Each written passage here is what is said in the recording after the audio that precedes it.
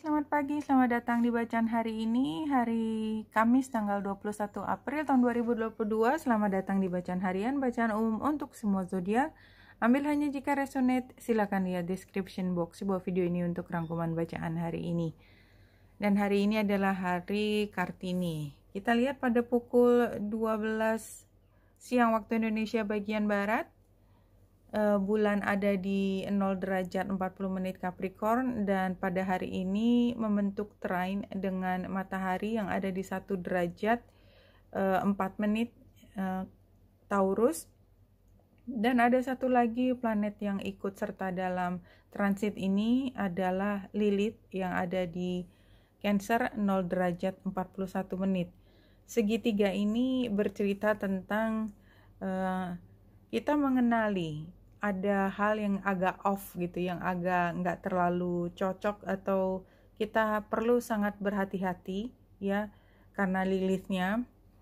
Namun demikian kita tidak berespon dramatis ya, karena bulan dan matahari yang trine ini membentuk perasaan yang confident, merasa bahwa ya kalau kita berada di posisi yang benar tanda petik atau yang tidak tergoyahkan tanda petik, tidak ada hal yang bisa membuat orang lain melihat celah ya, apapun maknanya, maka it's fine aja bahwa ada keberbedaan dengan orang lain, itu sah-sah saja. Kita tahu posisinya bertentangan tapi tidak harus membuat kita jadi istilahnya kalau kucing itu bulunya pada naik ya, jadi nggak perlu begitu, biasa aja.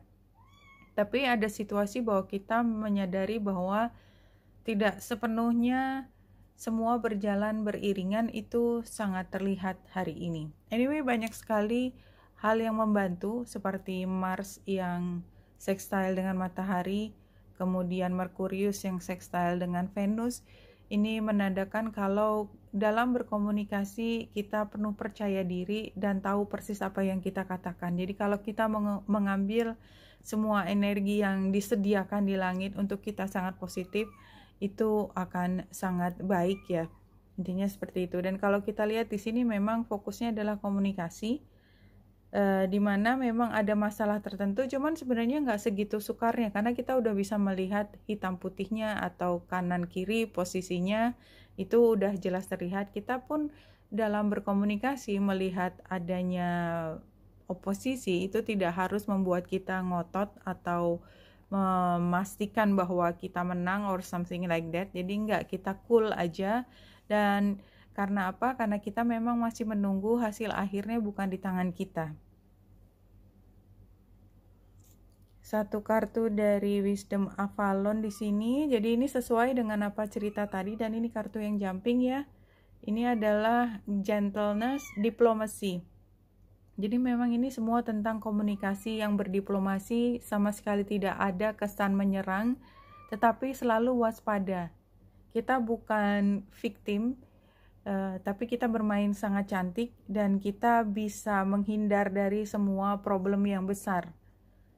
Kalau 3 kartu dari Abundance Oracle ini, nomor 1 adalah Abundance Mindset, dan ini adalah kartu masa lalu. Jadi sebenarnya kenapa sih kita bisa begitu percaya diri? Dan ini buat teman-teman yang terus ya mencoba untuk menjadi diri yang penuh percaya diri, karena itu banyak sekali manfaatnya kalau kita percaya diri ya. Abundance mindset, kita cukup. Kita lihat di sini digambarkan dengan cakranya, semua cukup.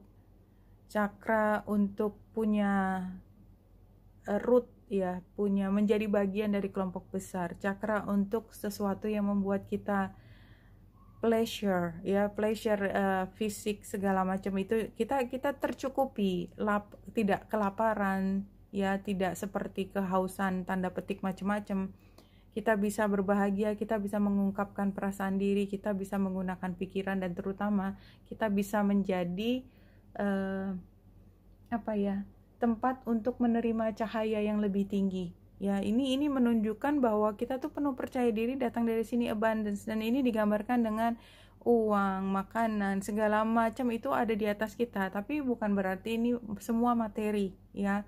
Focus on priority. Ini kan sebenarnya penggambaran dari Virgo juga ya dengan adanya gambar lantera ini. Anyway, hari ini adalah kita fokus ke dalam diri sendiri dan mencoba memahami apa yang menjadi pokok permasalahan, sebab akibat, dan kita tahu persis di mana kita berada sehingga kita nggak kehilangan arah. Kita punya pegangan, kita punya referensi. Ask for your needs to be met. Ya, di sini adalah kartu yang berikutnya menunjukkan kalau kita udah penuh percaya diri dan kita tahu persis ujung pangkalnya, maka kita tahu apa yang kita butuhkan. Dan yang kita butuhkan itu kan nggak semua berasal dari diri kita, pasti ada yang sumbernya dari luar diri kita, dari manapun, termasuk berkah dan lain sebagainya. Itu kita hanya perlu meminta ya kepada orang yang bersangkutan, kepada pihak yang bersangkutan. Dan yang jelas kita tidak pernah lupa meminta pada yang Maha Pencipta, yang Maha Memiliki. Kalau dari 4 kartu tarotnya ini, ya ini adalah hari dimana kita cukup bertahan. Dan yang menjadi tantangan adalah the star. Jadi ini adalah situasi dimana kita nggak tahu apa yang kita inginkan.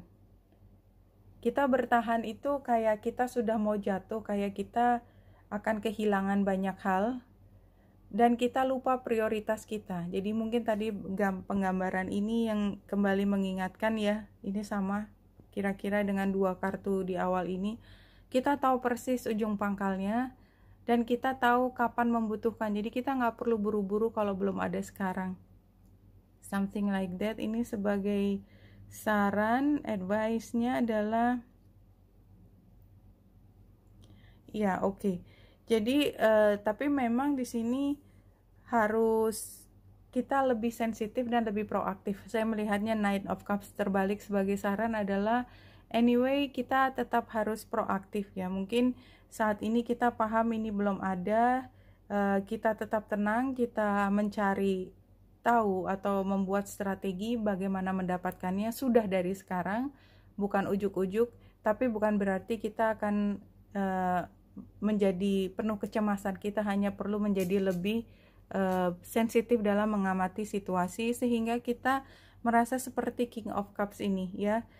Ini pada prinsipnya King of Cups itu adalah emosi yang terkendali. Ini dilihat dari dia berada di atas air yang bergejolak tapi dia tidak basah, kakinya tidak menyentuh air. Bahwa di sini ada perjalanan, di belakangnya ada kapal. Jadi semua in control. Jadi kalau bisa saya simpulkan, memang hari ini emosinya bisa tersulut. Emosi sedih, marah, khawatir, dan merasa terluka misalnya ya. Karena kita menginginkan sesuatu dan kayaknya belum bisa kita peroleh. Tetapi kita bisa berstrategi mendapatkannya, dan pada saat ini sementara apa yang kita inginkan, yang kita butuhkan belum ada di tangan ya, sementara itu kita kendalikan diri supaya kita tidak larut dalam kecemasan yang tidak ada manfaatnya, hanya membuat kita sakit. Kalau dari informasi terakhir sebagai spirit guides, rejoice in your body, your death, your spirit. You are not your body, your death. You are your spirit. Ya, kalau dari sini seperti mengingatkan kita bahwa kita tuh makhluk yang terdiri dari badan kita yang sifat death itu kan sebenarnya mortal atau fisik.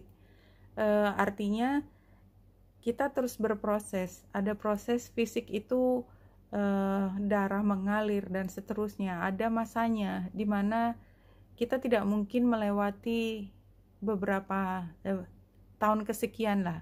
Itu kan kalau angka harapan hidup sekitar 70 tahun. Ya, sekitar situ. Laki, perempuan, biasanya perempuan lebih tinggi sedikit. Tapi bukan hanya itu, karena kita memang manusia hidup, badan kita berproses mulai dari bayi dan terus, dan waktu yang menentukan seberapa lama kita akan hidup di sini. Tapi itu tidak menentukan siapa diri kita, karena diri kita tidak hanya badan kita dan titik terakhir kita bernafas, karena spirit kita akan terus berlanjut. Itu yang diingatkan, entah apapun maknanya, Tapi kalau kita kembali lagi ke situasi di sini, di mana jika ada pertentangan, jika ada masalah, dan mungkin masalah itu kita bawa lebih jauh daripada, ini karena ada fungsi bulan juga di sini ya, lebih jauh daripada masa hidup kita, it doesn't matter. Yang penting kita selalu merasa bahwa kita mungkin hidup dengan keterbatasan. Ketika kita punya destiny bahwa kita kita lahir di keluarga yang katakanlah dengan semua keterbatasannya dan kelebihannya keduanya. Kita berstrategi, kalau saya melihat berstrategi ini bukan strategi mencapai materi sebanyak-banyaknya, tetapi berstrategi mencari spiritual sebanyak-banyaknya, karena pada akhirnya memang perjalanan ini berakhir di spiritual. Somehow itu yang keluar informasinya atau yang saya pahami. Ya, kita selalu menjaga kesehatan kita, tubuh, mental, dan seberapapun kita menjaga kesehatan kita sebagai makhluk yang punya destiny, waktu dalam kehidupan kita, it doesn't matter, itu tidak mengubah apa-apa, karena kita selalu berjalan menuju spiritual yang jauh lebih menenangkan diri. Kita lahir sendiri, kita akan berakhir sendiri, tapi sepanjang perjalanan kita bertemu dengan banyak pihak dan kita bisa menyalurkan semua energi cinta ke orang-orang, pihak-pihak yang ada di sekitar kita, dan itu yang kita bawa nanti, cinta itu sampai kapanpun nggak pernah hilang. Oke, Wenita Indrasari di sini, semoga membantu. Salam hati dan cahaya.